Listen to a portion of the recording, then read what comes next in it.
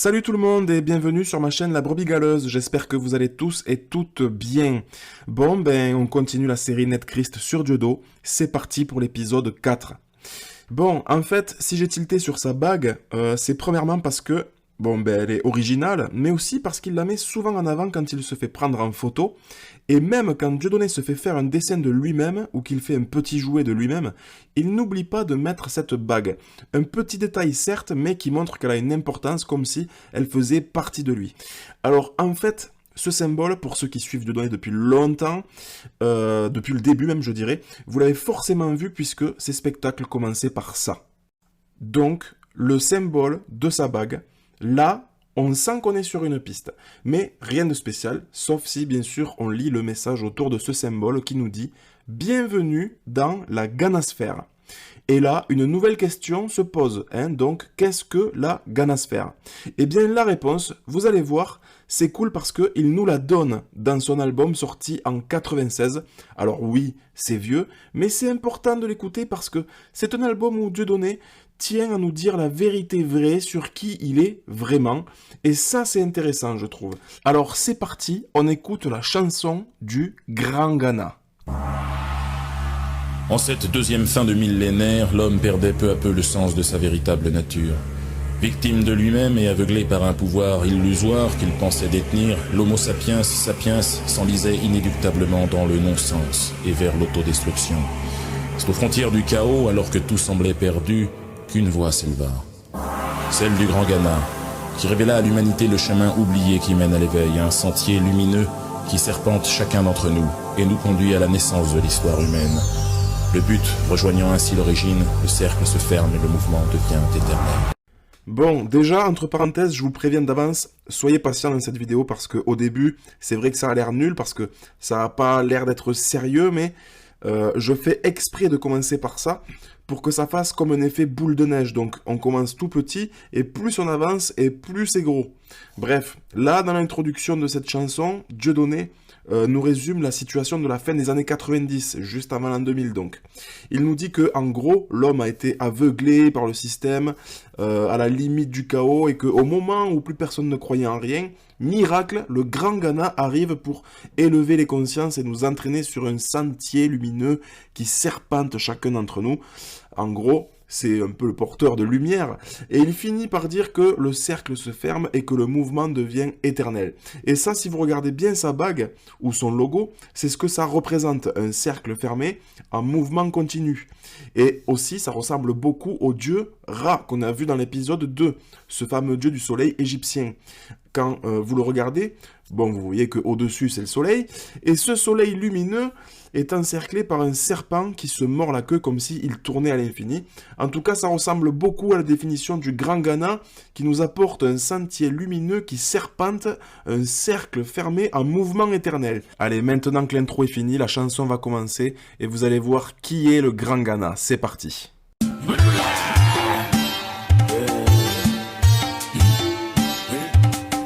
Je suis le Grand Gana, le grand-mère, les siffleurs. J'ai le plumage d'un roi ou d'un bonimentaire. Je chante la vérité à qui veut bien l'entendre. Voilà, je suis le Grand Gana. Donc déjà maintenant, on sait qui est le Grand Gana de la Ganasphère. C'est lui, c'est Dieudo. Le grand merle siffleur. Alors, je ne vais pas m'étaler sur la signification du grand merle siffleur, mais faites vos recherches. Dans l'occultisme, c'est le symbole du druide noir. Il nous dit qu'il a le plumage d'un roi ou d'un bonimenteur. Hop, dictionnaire, définition du mot bonimenteur. Je cite, un bonimenteur est une personne qui tient des propos habiles et trompeurs, une personne chargée du boniment pour présenter un spectacle. Vous remarquerez, j'espère, qu'il choisit bien ces mots pour se définir. Je continue. Je chante la vérité à qui veut bien l'entendre. Bon, vous avez remarqué que là, ça commence plutôt fort puisqu'il révèle qu'il est le Grand Gana, qui tient des propos habiles et trompeurs dans ses spectacles, une vérité qui ne sera pas entendue de tous. On continue. Ok, vous voulez être sage, je vais vous baptiser. Et dans le nouvel âge, vous faire pénétrer. Mais si vous voulez l'accès à la Ganavision, il faut que chacun paie, mais quoi sa Ganaisation? Alors, le Grand Gana nous propose de nous baptiser et de nous faire pénétrer dans le nouvel âge. Mais par contre, si on veut avoir la Ganavision, il faut payer la Ganaisation. Bon, aujourd'hui, si vous voulez entrer dans la Ganasphère pour avoir la vision de Dieudonné, il faut payer un abonnement sur le site dieudosphère.com. Ganasphère, Dieudosphère, ce qui vous donnera accès à sa vision de voir les choses, une sorte de Morpheus payant. Sinon, vous pouvez aussi faire un don si ça vous intéresse, c'est comme vous voulez, en tout cas, tout chemin mène au porte-monnaie dans la Ganasphère. Bref, on continue et là, c'est le refrain.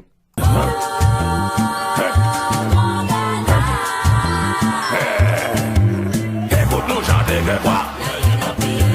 Laisse-nous déplorer. Nous voulons perséguer pour en faire entrer, mais où?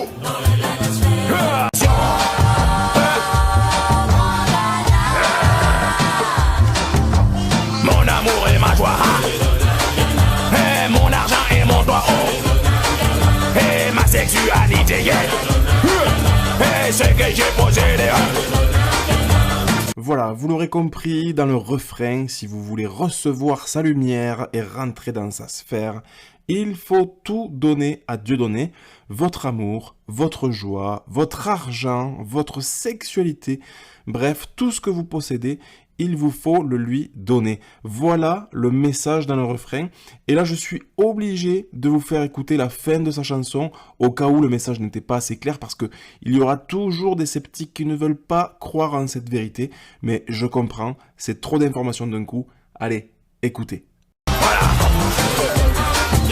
Faut tout donner à Ghana. Ouais, voici, je vais te prendre. Je suis Ghana. C'est le grand Ghana. C'est venu vous sauver. Vous êtes vraiment tous au niveau.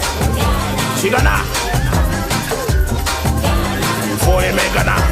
Faut tout donner.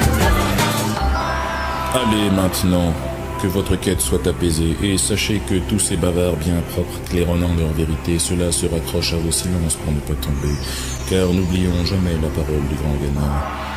La vérité sort de la bouche du muet. Voilà, il nous répète en boucle qu'il est le grand Ghana, qu'il faut l'aimer, qu'il faut tout lui donner. Et il rajoute « Je suis venu vous sauver » en enchaînant avec « Vous êtes vraiment tous trop nigauds ». Et oui, je pense qu'il faut vraiment être trop nigaud pour croire que Dieudonné va nous sauver. Et il faut être trop nigaud pour tout lui donner. En tout cas, c'est comme ça qu'il séduit les foules en se faisant passer pour un sauveur, un justicier.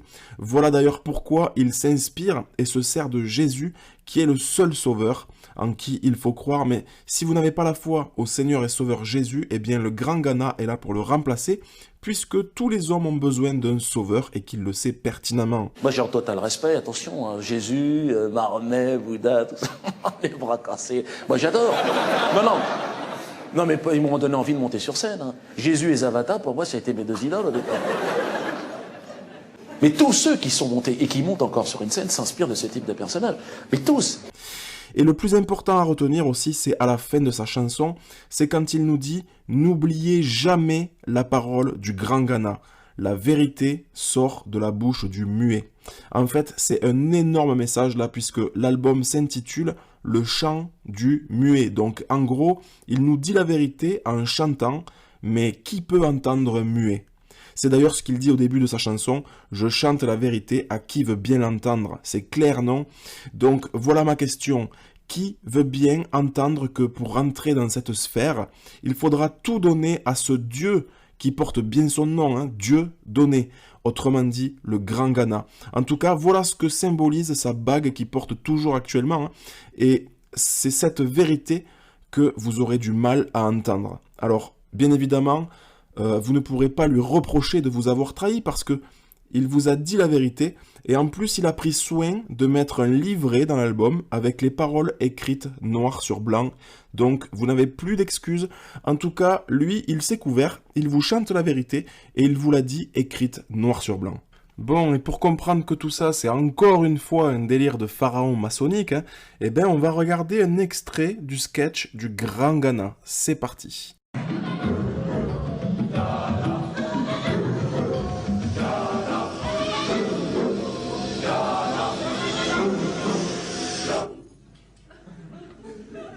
Je suis Ghana. Grand Ghana. Bienvenue dans la Ghanasphère. Alors, qu'est-ce qui montre encore une fois que c'est un délire de pharaon maçonnique? Eh bien, tout simplement sa tenue, puisqu'en fait, la robe léopard était portée à l'époque des pharaons par les grands prêtres, comme vous pouvez le voir sur cette fresque égyptienne représentant un grand prêtre qui, au passage, nous fait une quenelle. Je ne sais pas, je m'étonne, je dis hasard ou réalité scientifique.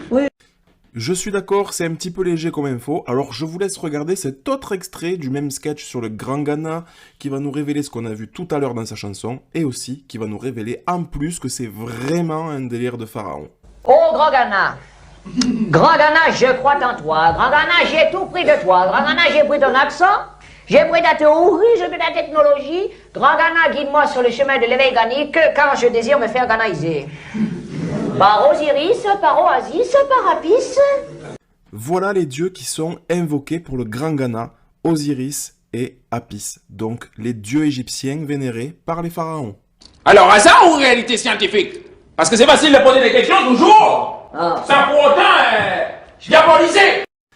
Et entre parenthèses, vous avez vu le serviteur de Ghana joué par Elie Semoun, lui dit qu'il croit en lui, qu'il a tout pris de lui, son accent, sa théorie, et il lui demande de le guider sur le chemin de l'éveil pour être ghanaïsé.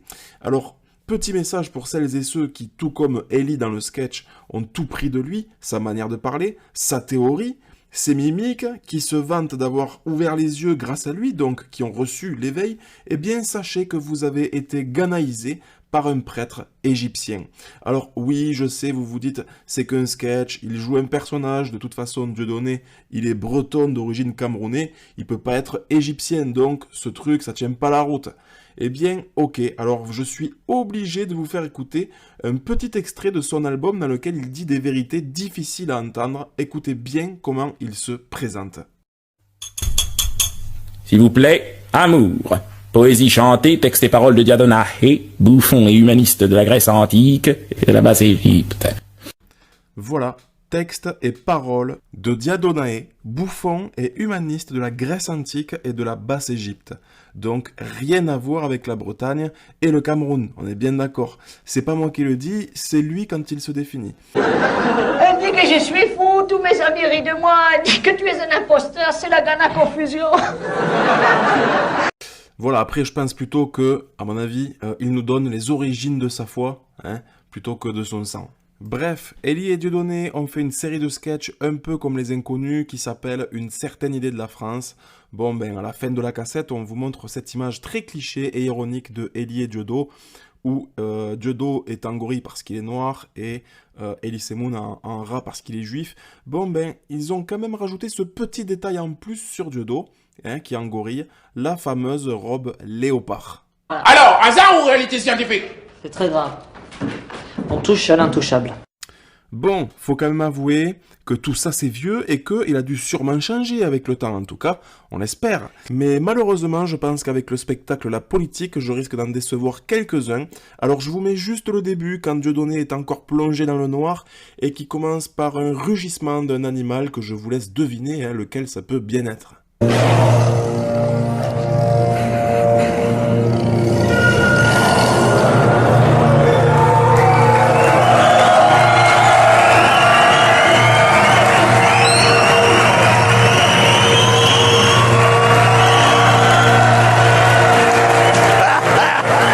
Et oui, le léopard ressurgit encore une fois, en tout cas sa robe parle d'elle-même. Alors que dire? Je ne sais pas, je m'étonne, je dis hasard ou réalité scientifique. Bon, maintenant, on va changer d'animal, on va passer du léopard pharaon maçonnique qui se prend pour un dieu à un loup antichrist qui se moque de nous. Alors avant de passer à une autre chanson, je vais vous expliquer rapidement une symbolique biblique. Dieu notre Père nous appelle les chrétiens les brebis, et il appelle Jésus le berger. Et le berger aujourd'hui est au royaume de Dieu, précisément sur la montagne de Sion. Bon, Jésus, le bon berger, nous prévient plusieurs fois dans la Bible qu'il y aura des loups dangereux dont il faudra se méfier et surtout les fuir. Il nous dit, je cite, qui viennent à nous en vêtements de brebis, mais qui au-dedans sont des loups ravisseurs que l'on reconnaîtra à leurs fruits. Donc, des gens qui se font passer pour des chrétiens, des faux prophètes, des faux Christ, tout gentils, et qui sont là pour notre bien, mais en fait, au-dedans, ce sont des méchants antichrists. Voilà, et comme on dit, l'habit ne fait pas le moine. C'est pas parce que, par exemple, Alain Soral porte des t-shirts avec écrit dessus en gros « gentil » qu'il faut le croire, par exemple. Bon, maintenant que vous connaissez cette symbolique, on écoute la chanson qui s'intitule « Je suis le grand méchant loup ». C'est parti. Je suis le grand méchant loup qui erre sur la plaine. J'aime le pouvoir et j'aime l'argent, j'énerve les petites gens. Tôt ou tard, faudra leur expliquer que ce sont eux qui nous ont fabriqués, avec la bénédiction du berger et du haut de sa montagne. J'espère que celles et ceux qui sont encore fans de Dieudonné vont percuter après avoir entendu de telles révélations sur sa personne. Parce que quand même, dans cette chanson, il ne se désigne pas du tout comme étant une brebis du Seigneur, mais au contraire comme étant le grand méchant loup qui erre sur la plaine. Donc un ennemi direct des chrétiens, de Dieu et de Jésus. Et il nous dit pourquoi. C'est parce qu'il aime le pouvoir et il aime l'argent. Et il nous dit que tôt ou tard, il faudra nous expliquer que c'est nous qui l'avons fabriqué avec la bénédiction du berger du haut de sa montagne. Là, c'est très explicite, il n'y a pas plus clair que ça. C'est un antichrist qui nous déclare devant Jésus-Christ en personne du haut de sa montagne qu'il est devenu riche et célèbre grâce à celles et ceux qui le suivent. Et d'ailleurs, voici un très bon exemple. Souvenez-vous de la fois où il avait demandé à ses fans de lui prêter 500 000 € pour racheter sa maison. D'ailleurs, entre parenthèses, l'excuse qu'il avait donnée à ceux qui attendaient d'être remboursés, c'est que ces imbéciles n'avaient pas mis leur adresse sur les enveloppes pour qu'ils puissent leur envoyer leur chèque. Et hop, après, il est passé à autre chose. Bref, tout ça pour dire, écoutez ce qu'il va dire parce que c'est exactement ce qu'on vient d'entendre dans la chanson, mais dans la vraie vie. Alors, il vous prend votre argent avec la bénédiction du berger du haut de sa montagne, bien sûr. Écoutez. Peuple de France, merci. 480 000 €. C'est la somme que vous m'avez prêtée. Oui, 480 000 €. J'étais, il y a encore quelques semaines, acculé, vous le savez, ruiné, humilié, digne, certes, et résigné. J'attendais la brimade. Et puis, peuple de France, vous m'avez tendu la main. Je resterai à jamais votre obligé. Merci, merci. Vous savez, c'est plus facile pour moi d'encaisser les coups, finalement. Je m'aperçois sur le plan émotionnel que de voir cette gratitude. Oui, Jésus est ressuscité, il est vivant. En vous et par vous, il s'est exprimé à moi. Vous m'avez redonné confiance en l'homme. J'ai quelques témoignages d'ailleurs assez poignants, des lettres qui me sont parvenues, toutes plus bouleversantes les unes que les autres, comme ce courrier d'enfant. Je ne savais pas, je voyais une écriture un peu maladroite sur l'enveloppe, et puis ce billet froissé à l'intérieur de 5 €. Je me suis dit, mais qui ? Une classe de 5e qui s'était cotisée pour m'aider. Voilà, les dons d'argent qu'il a reçus, il dit que c'est Jésus qui s'est exprimé à travers vous en lui donnant votre argent. Et si j'ai laissé d'ailleurs jusqu'à l'histoire des 5 €, c'était pour vous montrer ce qu'il en a fait des 5 €. Regardez, c'est encore une vidéo d'un appel aux dons. 350 000 €. J'avais commencé par un acte extrêmement symbolique, brûler un billet. Et je sais ce que ça veut dire. Avec ça, j'aurais pu nourrir un enfant comme moi. Qu'est-ce que vous voulez que je dise ? Voilà ce qu'il fait avec vos dons. Mais bon, il peut se permettre parce que... Alors, merci, 600 000 €. Alors pour celles et ceux qui pensent que c'est exagéré, on va refaire un petit parallèle entre sa chanson et la réalité. Dans le refrain, il nous dit « J'aime le pouvoir et j'aime l'argent ». D'accord ?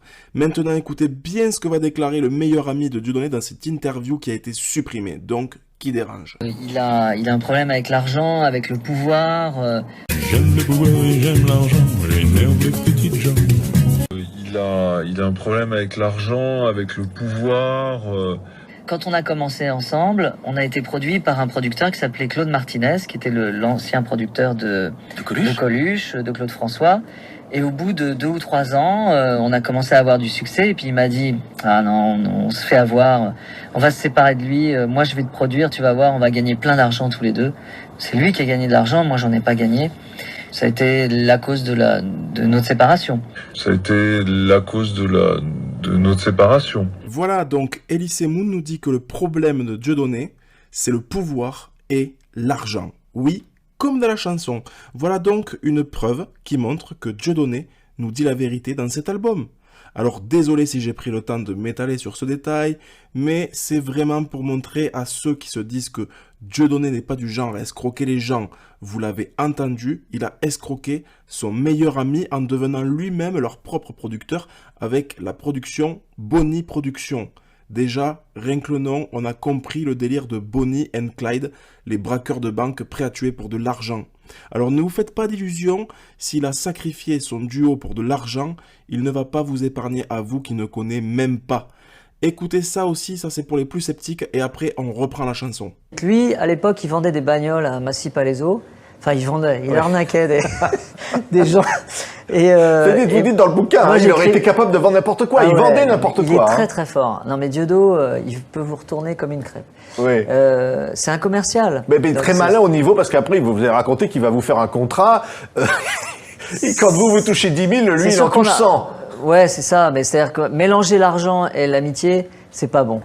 C'est vrai qu'à l'époque, il était producteur de notre duo. Et voilà, c'est pas bien, parce que je lui posais plein de questions, il me répondait évasivement, etc. Donc ça foutait un peu la merde entre nous. Ouais. On continue avec la chanson. Regardez-moi bien, moi et mon fric, regardez-moi bien, moi et mon fric, et fabriquez-vous une belle raison. Regardez-moi bien, moi et mon fric, et fabriquez-vous une belle raison. Je sais pas pourquoi, mais je me dis au fond que, même après avoir entendu tout ça, certains arriveront à se fabriquer une belle raison. Ah là là, c'est trop marrant d'exciter les petites gens. C'est trop facile de jouer sur leur faiblesse quand on est le héros de le plus beau ragot. Mais c'est ça, ça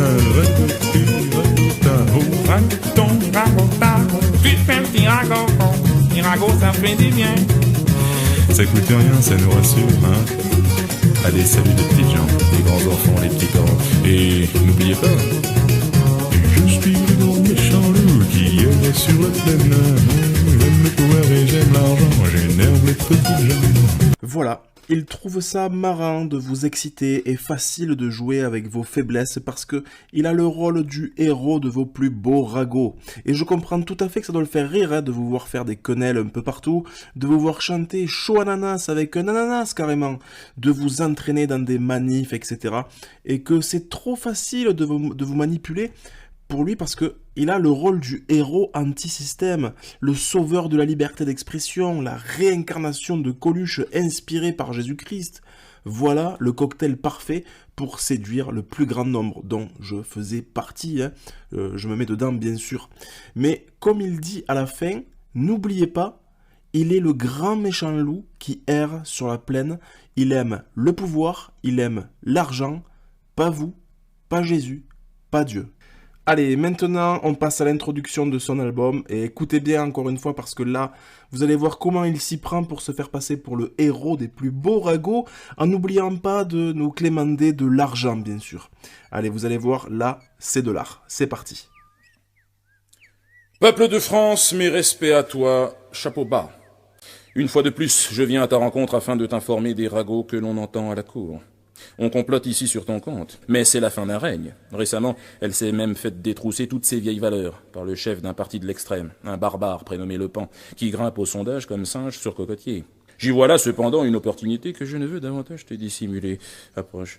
Il est temps pour toi, peuple de France, de faire de moi un homme riche et puissant, assez puissant pour chasser ce félon de Le Pan hors de nos frontières. Chassé par un nègre, un comble, n'est-ce pas, pour se grosser les reins. Mais c'est aujourd'hui chose possible, et devant le tout-puissant Ghana, le dieu qui m'anime, je t'en fais la promesse, voilà en un mot mon projet. Approche plus près. J'ai décidé de faire réclame d'une cassette et d'un CD à mon effigie. En l'achetant en grande quantité, bien sûr, tu feras de moi un homme assez puissant pour chasser ce traître de Le Pan, qui n'a pour dessein que la guerre fratricide et le chaos. Peuple de France, si tu me crois assez digne pour mener ce combat, sache que je te servirai jusqu'à la victoire. Et je signe ce jour le chevalier au verbe franc pour te servir. Mes respects. Bon voilà, dans l'introduction de cet album, Dieudonné nous donne le but de sa démarche, ou plutôt nous donne les ragots qu'on veut entendre. Il nous dit que si on achète son album en grande quantité, ça ferait de lui un homme assez riche et puissant pour mener un combat politique contre le barbare Jean-Marie Le Pen. Un combat qu'il mènera jusqu'à la victoire, nous dit-il, et il nous en fait la promesse devant le grand Ghana, le tout-puissant Dieu qui l'anime. Maintenant, regardons ensemble le combat de Dieudonné contre le Front National de Jean-Marie Le Pen, du début à la fin. C'est parti. Dieudonné Mbala, bouffon et humaniste de la France en cette fin de XXe siècle. Donc fils spirituel donc, de notre regretté Coluche, je mènerai la France jusqu'à la victoire.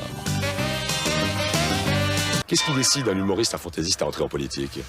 En fait, c'est suite à l'exécution de ce jeune Ali Ibrahim, là, cet enfant qui a été exécuté une balle dans le dos par un colleur d'affiche du Front National. Ça aurait pu être mon frère, et donc là, il y a vraiment eu un déclic. Je me suis dit, bon, ben, si j'ai l'occasion un jour de me mettre en face de ce parti, ben, je le ferai sans hésitation, parce que c'est en France aujourd'hui. Souvenez-vous tout à l'heure dans la chanson Le Grand Méchant Loup, quand Dieudonné nous disait que c'était facile de jouer avec nos faiblesses parce qu'il incarnait le rôle du héros des plus beaux ragots. Alors, là, on vient d'avoir l'exemple parfait puisque quand Dieudonné s'est engagé en politique, il était épaulé à l'époque par SOS Racisme, il incarne donc la France Black Blamber, il se dit être le fils spirituel de Coluche et l'ennemi direct du Front National qui veut venger la mort d'un maghrébin assassiné par un partisan du FN. Donc là, il incarne le héros parfait en nous disant tous les plus beaux ragots que les gens voulaient entendre. Quoi de mieux pour appâter les gens qu'un Coluche métis qui veut se battre contre Jean-Marie Le Pen? Là, franchement, il a été trop fort, n'importe qui tombe dans le piège. Maintenant, on va voir si les beaux ragots collent avec les actes. Et attention parce que là, vous allez voir Dieudonné face à Jean-Marie Le Pen dans une lutte acharnée. C'est parti.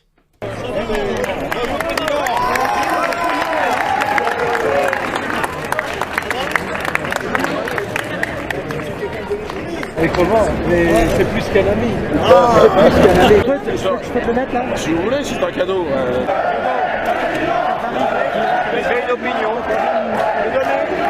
Je n'appelle pas encore à voter Le Pen, mais je fais un petit tour.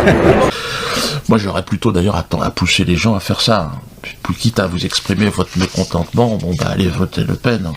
Je n'appelle pas encore à voter Le Pen, mais je fais un petit tour.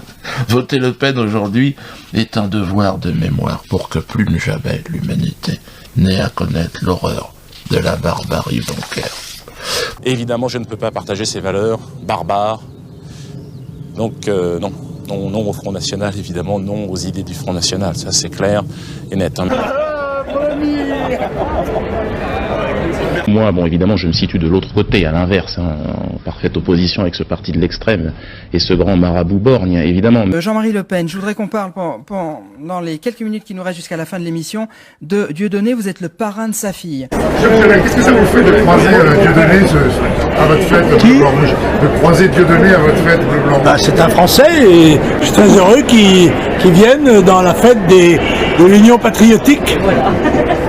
C'est qu'il se sent à son aise ici et il est le bienvenu. Il dit qu'il est pour la réconciliation nationale. Tout à fait, c'est bien ça, c'est un bon penchant et c'est ce que je souhaite faire, moi, la réconciliation de tous les patriotes d'où qu'ils viennent. On ne sait pas si c'est une mascarade ou l'arnaque du siècle. En tout cas, il est passé d'un combattant contre le Front National à un combattant du Front National, épaulé par un soldat puissant du Front National, Alain Soral, avec lequel il met en place un projet de Jean-Marie Le Pen, le parti politique appelé Réconciliation Nationale, un parti qui se dit d'ailleurs être contre le Front National, bref, du grand n'importe quoi. En tout cas, Dieudonné a-t-il tenu sa promesse qui était de mener un combat jusqu'à la victoire face au Front National, en échange de votre argent? La réponse, vous la connaissez. C'était un beau ragot pour les nigauds. Bon, dans l'introduction, il nous dit qu'il mène un combat politique et spirituel. Ça, on l'a compris, c'était des ragots. Alors, entre parenthèses, Dieudonné dans la vraie vie, il se dit islamo-chrétien, ok? Bon, maintenant, on écoute la chanson suivante dans laquelle il nous dit tout, hein? Et vous allez voir, pour ceux qui croient que Dieudonné est un croyant et un activiste en politique, ça pique. C'est parti.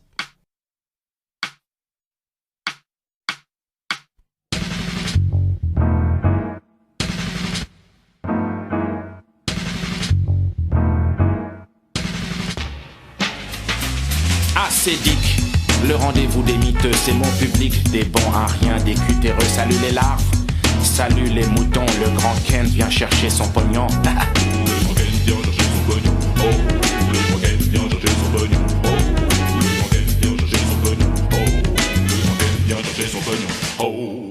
Je mettrai le refrain à la fin. Bon, déjà, vous avez entendu comment il s'adresse à son public. Hein. Pour lui, son public, c'est des chômeurs, miteux, des bons à rien, des larves, des moutons. Et il dit à son super public, donc, que le grand Kent vient chercher son pognon. Bon, remarquez au passage que devant tous ces surnoms, il rajoute grand. Le grand Kent, le grand Ghana, le grand méchant loup. Il se voit grand et nous, il nous voit petits. Et il nous dit que son public, c'est les pauvres, les chômeurs. Et c'est donc auprès des pauvres qu'il vient chercher son pognon. Vous l'aurez compris, là aussi, il s'enrichit sur la misère des gens. Et hier encore, par exemple, regardez ce qu'il faisait avec les gilets jaunes. Donc, un mouvement de gens où les 3/4 qui sortaient dans la rue, c'était les gens qui, au début du mois, se retrouvaient à découvert financièrement, eh bien lui, il a vu là une occasion pour faire commerce de cette misère. Il s'est dit, tiens, si je leur vendais des gilets jaunes, au nom du Christ, puisque sur les gilets, il mettait la croix. Et si je faisais un spectacle aussi intitulé « Gilets jaunes pour m'enrichir sur leur misère » et toujours au nom de Jésus, puisqu'il a mis Jésus en tête d'affiche en gilet jaune. Et Alain Soral, d'ailleurs, en faisait de même. Franchement, j'espère que vous saisissez bien la perversité diabolique derrière toutes ces arnaques faites au nom du Christ. Là, ça va beaucoup plus loin que de la simple arnaque. Derrière, il y a un aspect spirituel, mais du côté obscur de la force. C'est flagrant. Alors, pour info, cette chanson, il en a fait un single en plus de l'album que voici. Le titre, c'est « Je m'en cure le zen », écrit en petit en rouge, et vous allez voir dans le refrain de quoi il parle quand il dit qu'il s'en cure le nez. Mais ce que je vais vous faire remarquer, là déjà, c'est à quel point il s'élève. Parce que sur la pochette, en plus du titre, il fait passer un message écrit en gros. Dieudonné et Kent Master King. Alors, dans la Bible, dans Matthieu 23, verset 8, Jésus nous donne la hiérarchie chrétienne. Et il nous dit, ne vous faites pas appeler maître, donc master, parce qu'il n'y a qu'un seul maître, c'est Jésus. Et Dieudonné, lui, il nous dit qu'il est le Master King. Donc c'est au-dessus de maître, là c'est le roi des maîtres. Jésus nous dit aussi dans ce même verset, ne vous faites pas appeler Père, car il n'y a qu'un seul Père, c'est Dieu qui est dans les cieux. Et il prévient ceux qui utilisent ce titre pour s'élever au-dessus des autres, je cite, « Quiconque s'élèvera sera abaissé, et quiconque s'abaissera sera élevé. » Maintenant, écoutez la suite de la chanson pour vous rendre compte à quel point il s'élève. Je suis trop grand. Je suis un Dieu vivant, je suis le Père. Depuis la nuit des temps, je suis votre lumière. Voilà pour qui il se prend. Il commence par dire en rigolant « Je suis trop grand ». Puis il dit « Je suis un Dieu vivant. Je suis le Père ». Depuis la nuit des temps, je suis votre lumière. Donc là, il s'élève au-dessus de Jésus, il s'élève au-dessus de Dieu en prenant le titre de roi, de maître, de père maintenant, et au passage, il précise qu'il est un Dieu vivant. Et d'ailleurs, ceux qui pensaient que son geste du doigt levé, ça datait de la quenelle, et que ça voulait simplement dire qu'au-dessus, c'est le soleil, eh bien, regardez, ça date des années 90, et ça veut dire qu'il est le numéro 1, le grand Kent, le grand maître, le roi, au-dessus de Dieu, au-dessus de Jésus, au-dessus du soleil. Et celui qui s'est élevé de la même façon, c'est Satan. On le voit dans Ésaïe 14 au verset 12. Écoutez pourquoi il a été rabaissé après s'être élevé. Je cite, « Te voilà tombé du ciel, astre brillant. Tu es abattu à terre, toi, le vainqueur des nations. » Écoutez pourquoi il est tombé. Tu disais en ton cœur, je monterai au ciel, j'élèverai mon trône au-dessus des étoiles de Dieu, donc là on est encore au-dessus du soleil, je m'assierai sur la montagne de l'assemblée à l'extrémité du septentrion, la fameuse montagne où il y a Jésus, je monterai au sommet des nues, je serai semblable au Très-Haut. Voilà ce qui a fait tomber Satan. Et lui, Dieudo, il y va à fond les ballons, il s'élève au-dessus de tout. Voilà ce que représente son signe du doigt levé. Mais bon, malheureusement, tout ça, il s'en cure le zen. Écoutez le refrain. Je suis tranquille, je suis peinard, je marche seul sur mon trottoir, j'ai personne à emmerder et personne me fait chier. Les flics et la politique, c'est pas mon blâme. Musulman et catholique, je m'en cure le zen, man. Ouais, réel. Ah non, je bluffe pas les shots. Merde. Vraiment le number one. Allez, rabouler la thune. Pour info, là, c'est la deuxième chanson de l'album. Donc, d'abord, il y a l'intro dans laquelle il nous dit « Donnez-moi votre argent pour entrer dans un combat politique inspiré par Dieu ». Et de suite après, dans la chanson qui suit, il nous dit que la politique, c'est pas son problème et que les musulmans et les catholiques, ils s'en curent le nez. Et il précise juste après que oui, c'est réel et que non, il bluffe pas. Une précision pour ceux qui se disent « Non, mais là, il rigole, il est pas sérieux ». Je vous refais écouter parce que là, c'est important quand même. Flic et la politique, c'est pas mon blâme. Musulman et catholique, je m'en cure les âmes. Ouais, réel. Ah non, je bluffe pas les shots. Merde. Vraiment le number one. Allez, rabouler la thune.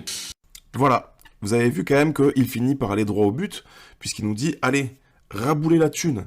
Donc, il nous donne son réel combat. Hein, son réel combat, c'est de s'enrichir. Le reste, il s'en cure le zen.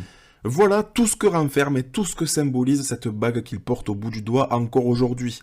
Et aussi son signe du doigt levé qu'il fait dans tous ses spectacles.